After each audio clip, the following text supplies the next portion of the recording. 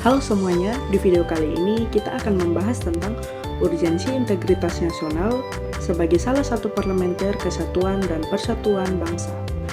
Integritas nasional merupakan kesatuan sikap dan perilaku seluruh warga negara dalam menjunjung tinggi nilai-nilai luhur bangsa. Integritas nasional juga merupakan fondasi yang kokoh bagi persatuan dan kesatuan bangsa.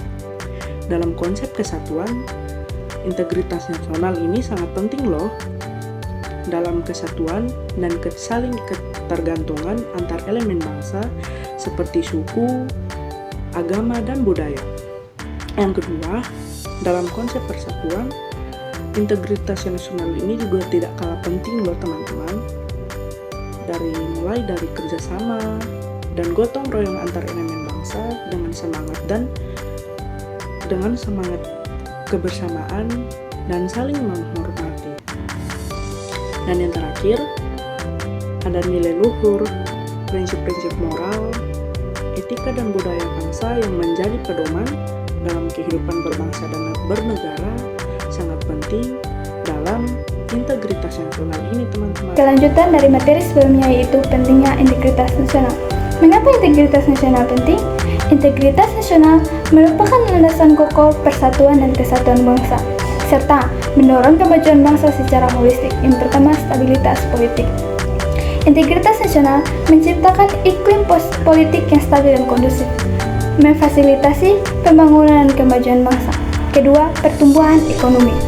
Integritas nasional mendorong iklim investasi yang positif serta menjamin kepastian hukum. Ketiga, keadilan sosial. Integritas nasional mendorong terciptanya keadilan sosial bagi seluruh rakyat Indonesia. Berikutnya kita akan membahas tantangan dan ancaman dalam integrasi nasional. Beberapa tantangan dan ancaman mengintai integrasi nasional yang dapat menggoyahkan kesatuan dan persatuan bangsa. Ada 3 tantangan dalam integrasi nasional. Yang pertama, radikalisme. Paham radikalisme dan ekstremisme dapat mengancam nilai-nilai luhur bahasa dan memecah belah persatuan. Yang kedua, disintegrasi sosial. Ketidakadilan sosial, kesenjangan ekonomi, dan konflik horizontal dapat memicu disintegrasi sosial dan mengancam persatuan bangsa. Dan yang terakhir, cybercrime.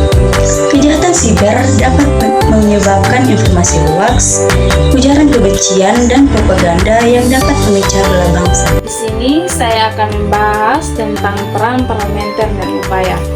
Parlemen memiliki peran penting dalam menjaga integritas nasional dengan mengawal kebijakan yang berpihak pada kepentingan bangsa dan rakyat.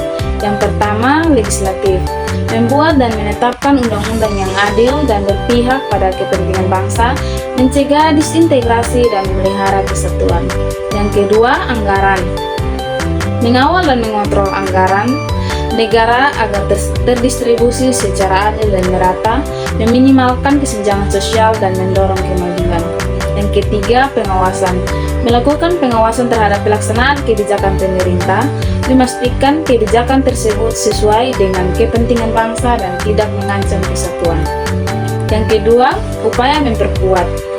Upaya konkret dilakukan untuk memperkuat integritas nasional, mengembangkan strategi untuk menghadapi tantangan dan ancaman yang dihadapi bangsa.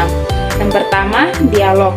Membangun dialog dan komunikasi antara elemen bangsa, menghilangkan kesalahpahaman dan memperkuat persatuan.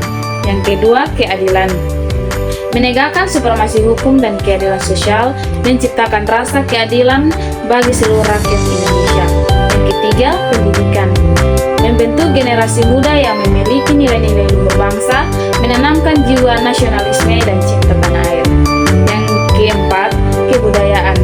Melestarikan dan mengembangkan budaya bangsa sebagai perekat persatuan dan identitas bangsa. Dan pada kesempatan ini, saya akan membahas tentang manfaat dari integritas nasional. Jadi, integritas nasional itu sendiri memiliki manfaat.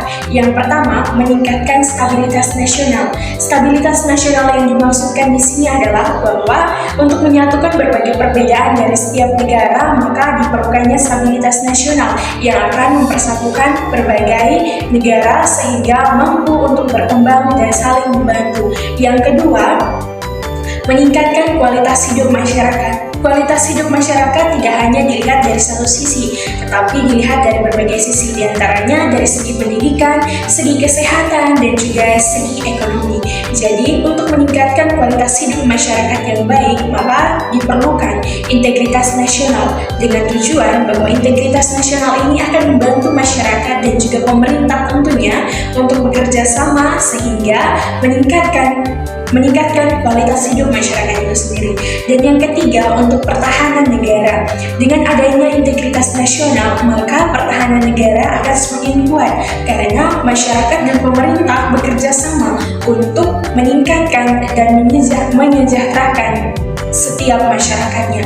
Dan tentunya berbagai tantangan dari luar maupun dalam negeri itu bisa diatasi dengan adanya integritas nasional.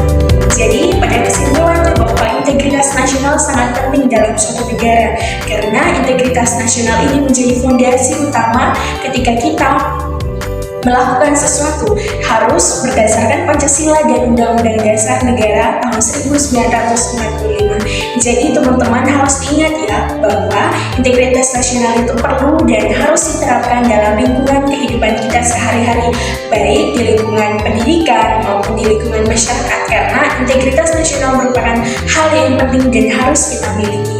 Sekian dulu ya teman-teman, semoga videonya menginspirasi dan mengedukasi kita semua. Dadah!